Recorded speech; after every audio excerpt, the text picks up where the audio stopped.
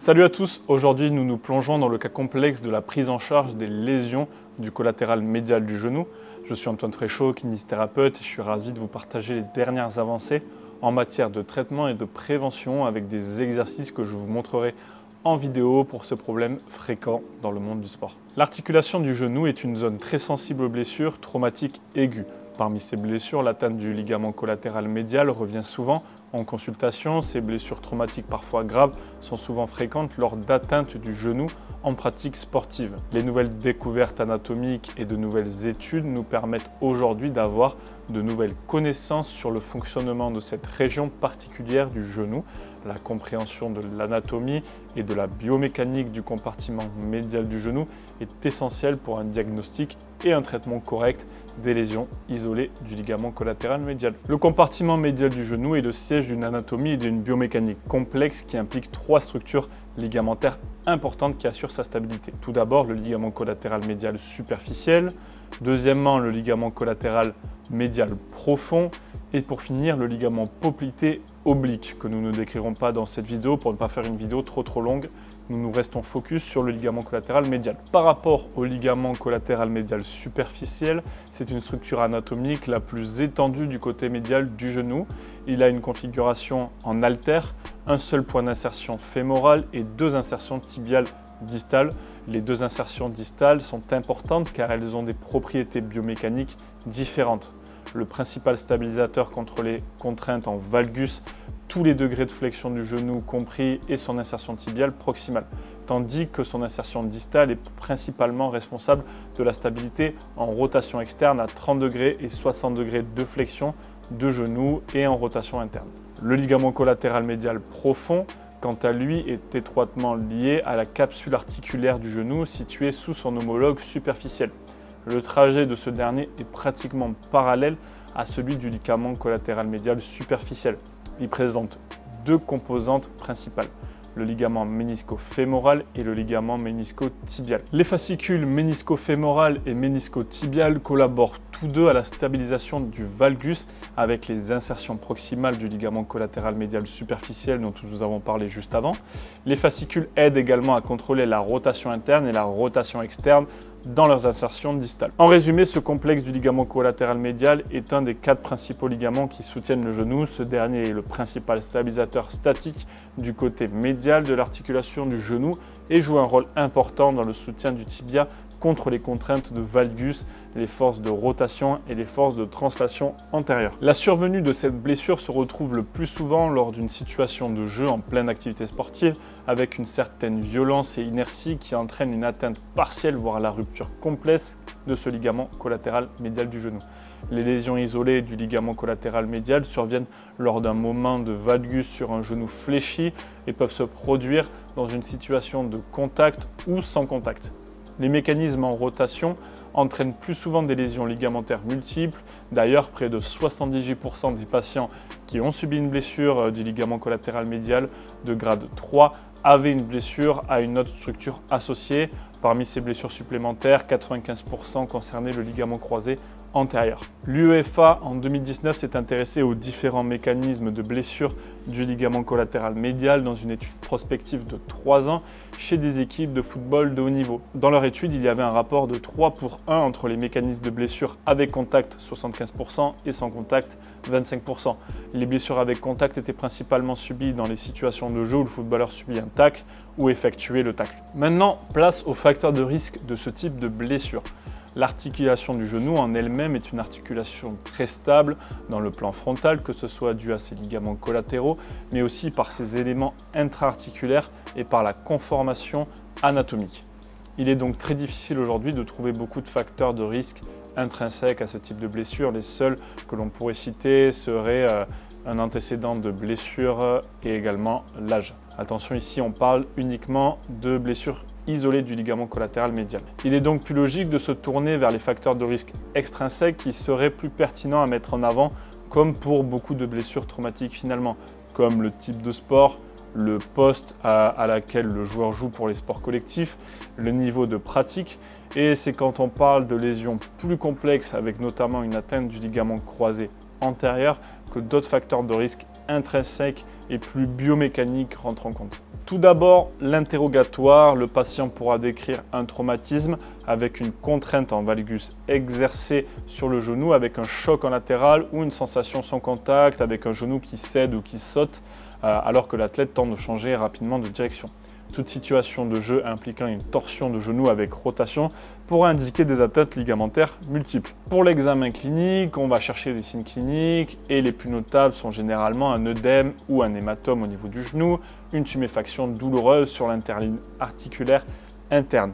Les tests cliniques les plus pertinents sont retrouvés dans le tableau que je vous mets juste à l'écran. C'est un tableau inspiré des travaux de Swinsford et ses collaborateurs en 2020. La classification de Feto et Marshall divise les lésions médiales du genou en grade 1 avec pas de laxité en valgus, un grade 2 avec une laxité en valgus à 30 degrés de flexion du genou et un grade 3 avec une laxité en valgus à 0 et 30 degrés de flexion de genou. En plus d'un examen isolé du compartiment médial du genou, un examen standard des ligaments croisés et l'évaluation des structures latérales doivent toujours être effectués étant donné que l'on peut retrouver avec un taux d'incidence de 78% une blessure ligamentaire combinée avec des déchirures du complexe ligamentaire médial de grade 3. Pour l'imagerie, les principaux examens possibles pour un diagnostic sont la radiographie simple, la radiographie avec valgus et également un IRM.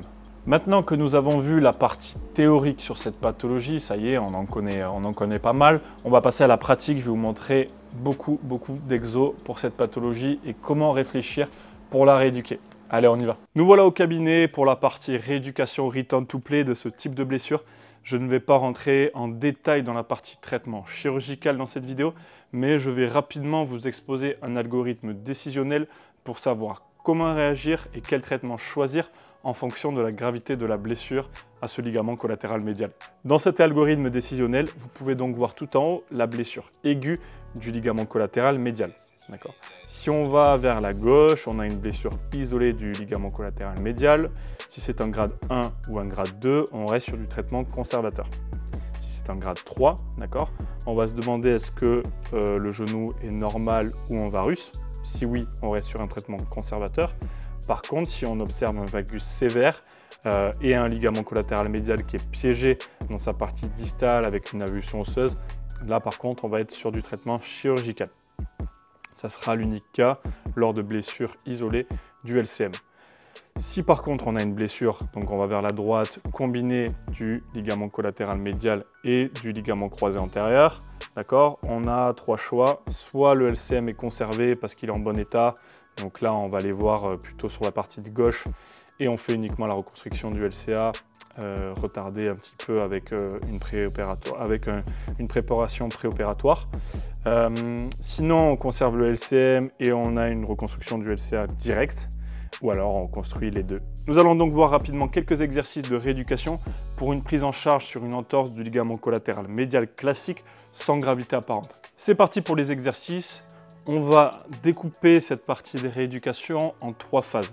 Il y aura une première phase qui sera le regain de mobilité, notamment de flexion qui sera le plus difficile, d'extension et de rotation du tibia par rapport au fémur. Une deuxième partie de renforcement. On va essayer de renforcer quadriceps, ischio-jambier, donc les gros groupes musculaires autour du genou, adducteurs également, donc qui sont le soutien du collatéral médial, juste ici, qui passe ici, et également le moyen fessier, qui va lui éviter le valgus dynamique du genou, donc ce genou qui rentre vers l'intérieur, qui est le type de lésion classique du ligament collatéral médial. Et ensuite une troisième phase avec la reprise d'appui, et notamment la reprise d'appui de sauts latéraux et de changement de direction, où on va venir y ajouter du focus externe et également du moyen fessier, donc du valgus avec des élastiques qui vont venir tirer en valgus. On va voir tout ça. Je vais vous montrer 3 variations pour regagner d'abord la flexion du genou. Donc si vous avez un genou très gonflé, forcément venir fléchir va venir augmenter la pression intra-articulaire, donc du coup ça va vraiment gêner.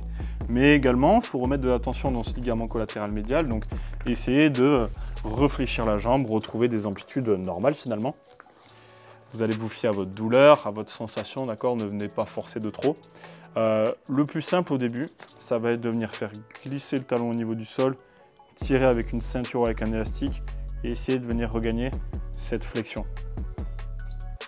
Juste ici.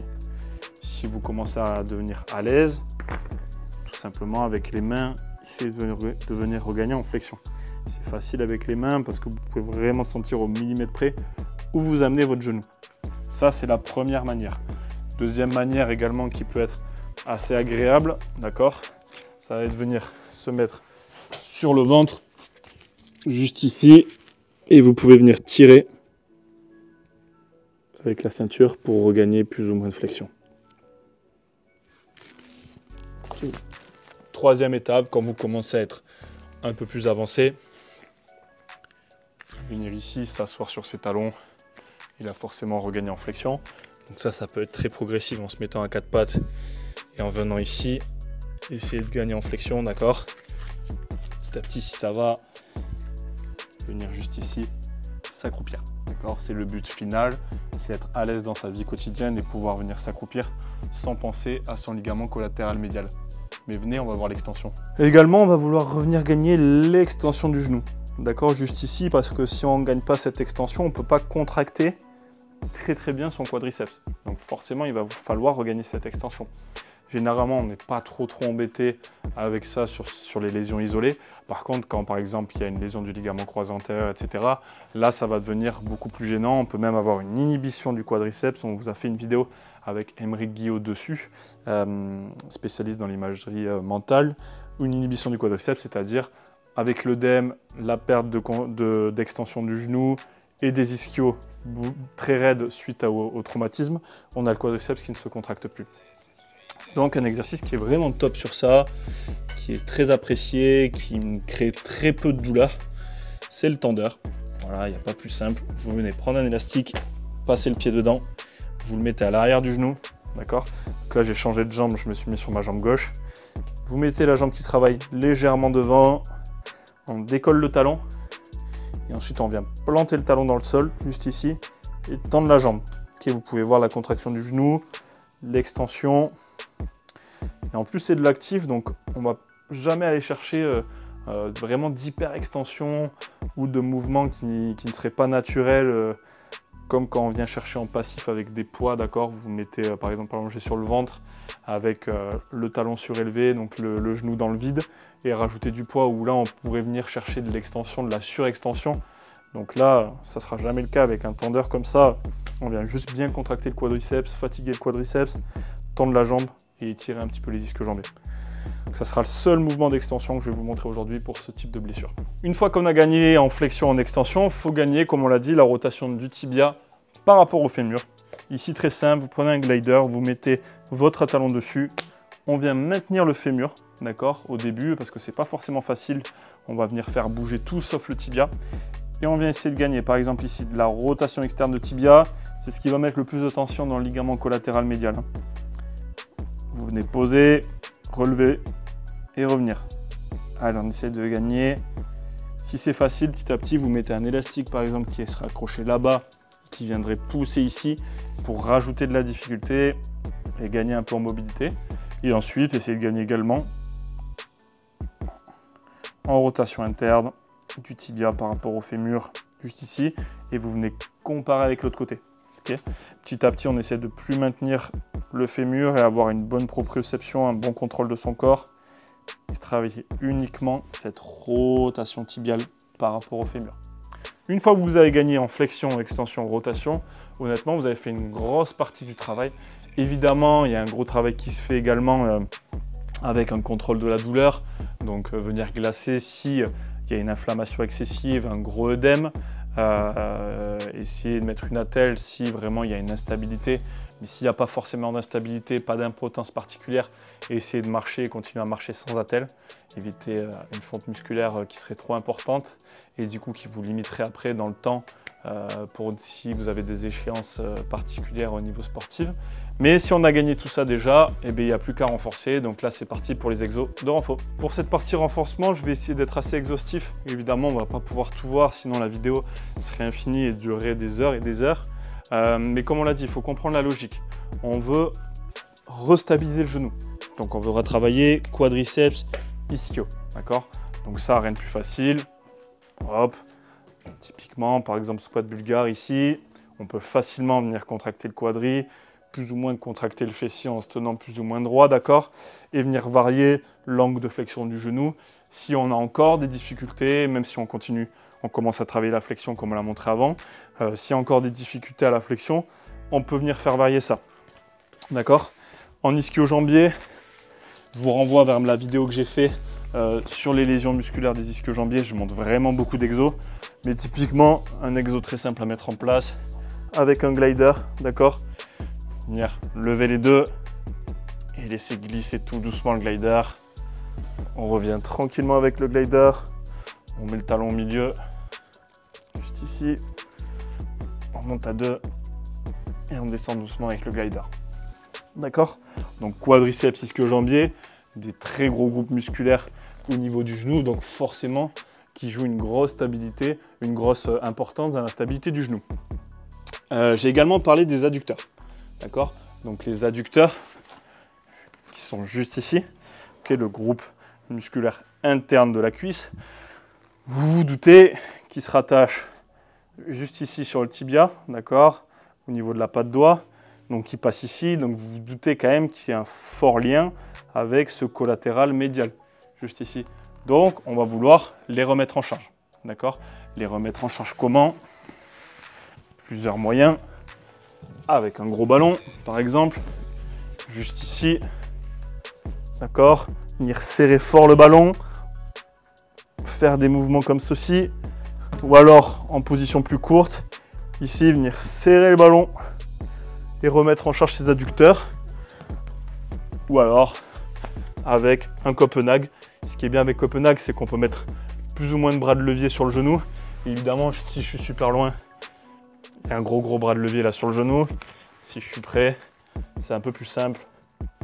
Juste ici, venir travailler en statique ou en dynamique. D'accord, je le fais tranquillement, je ne suis pas très bien échauffé. Mais venir travailler sur ça. Et un quatrième groupe musculaire à venir travailler, le moyen fessier. Celui-là, vous allez me dire, mais pourquoi? Je l'ai un petit peu expliqué en début de vidéo. Le moyen fessier juste ici en haut de la fesse, là en latéral, lui vient empêcher le valgus dynamique du genou, parce que c'est un rotateur externe. Donc forcément, qui dit valgus dynamique du genou, dit énormément de tension dans le collatéral médial et blessure. Un de mes exercices favoris pour travailler le moyen fessier. Élastique au-dessus du genou. Ici en position de planche, on vient aligner genou, hanche, épaule, d'accord? Juste ici, et on vient lever la jambe du dessus. Donc il y a la jambe du dessous qui travaille en statique et la jambe du dessus en dynamique. Ok? Une fois que vous avez fait pas mal de renfort sur ces groupes musculaires, on passe aux appuis. On est donc prêt pour la dernière phase. Ça y est, on a retrouvé la mobilité, on a retrouvé la force. La dernière phase, la reprise d'appui. D'accord? Quels vont être les appuis les plus difficiles à mettre en place? Sur un ligament collatéral médial, ça va être des boum boum, changement de direction, donc des appuis latéraux. D'accord, notamment passer d'ici à ici, d'accord? Interne à externe. Donc tout d'abord, le plus simple, c'est venir faire des appuis latéraux juste ici, en patin. D'accord, ici c'est très simple. Il y a le mouvement de poussée où il y a quand même un valgus, donc une petite douleur. Ça c'est très simple. Ensuite, en unipodal, d'accord, sur une jambe, venir remettre des appuis latéraux. Ensuite, venir travailler dans l'axe, donc sur des single hop, venir chercher loin, revenir ici, se placer sur un pied, venir chercher loin. Pour finir, maintenant, on va mettre de la trajectoire avant, parce que quand même dans de nombreux sports, on est sur l'avancée, d'accord? Le but c'est avancer. Donc ici, et avec des mouvements de triple cross, d'accord? Vous pouvez voir le castart avec single, triple hop et triple cross, d'accord? Une fois que vous avez remis en charge sur ce type d'appui, d'accord, après vraiment c'est infini, hein. Vous pouvez mettre des plots, des pods lumineux, venir travailler sur le temps de réaction. Et sur ces pods, si vous n'en avez pas, pardon, comment on fait pour ajouter du focus externe? C'est-à-dire éviter d'avoir le cerveau qui est tout le temps concentré sur ce genou, parce que quand vous serez de retour dans un match de rugby, dans un match de foot, dans un match de basket, peu importe, vous n'allez pas pouvoir penser à votre genou, il va falloir penser au jeu et ce qui se passe autour. Donc par exemple, on reprend notre dernier exercice de triple cross. Ici, on va pouvoir demander à la personne de garder le bâton le plus droit possible, d'accord, et d'être concentré dessus. On va pouvoir demander à la personne, à chaque appui, de changer. Ici, donc là, je vais faire mon premier appui vers l'intérieur. D'accord? Ça, c'est un très bon moyen de mettre un focus externe. Après, pareil, libre cours à l'imagination, des balles, si vous travaillez à plusieurs, là, c'est le plus simple. D'accord? Vous faites des passes, etc. Une autre chose à mettre en place, c'est le contrôle du valgus dynamique. D'accord? Si sur mes sauts, boum, j'ai un gros valgus, au moment du saut, c'est pas forcément très bon. Évidemment, si on est sur quelqu'un avec déjà un gros valgus en statique, il va falloir, minimiser la chose. On se doute que forcément il y aura un valgus au niveau du genou, mais venez comparer les deux. Filmez-vous, comparez les deux valgus, voyez si c'est pathologique ou pas. D'accord? Et pour cela, là je vais travailler le pied droit, d'accord? Pour la vidéo, on rajoute un élastique, d'accord? Cet élastique me tire juste ici et je viens travailler pareil avant, arrière, vous voyez, très vite ça me tire, même sur latéraux ou même 1, 2, 3, triple cross, d'accord? Je peux travailler avec ça, avec un focus externe en plus. Honnêtement, si vous mettez déjà tout ça en place, normalement vous aurez un retour terrain, un return to play qui sera vraiment très très bon. Nous en avons terminé avec cette vidéo sur les lésions du collatéral médial du genou. Comme je vous l'ai dit en début de vidéo, si vous ressentez des douleurs dans cette région, prenez rendez-vous avec un professionnel de santé. Grâce aux bonnes stratégies de traitement et de prévention, vous pouvez retrouver vos activités préférées sans craindre cette douleur et ces récidives.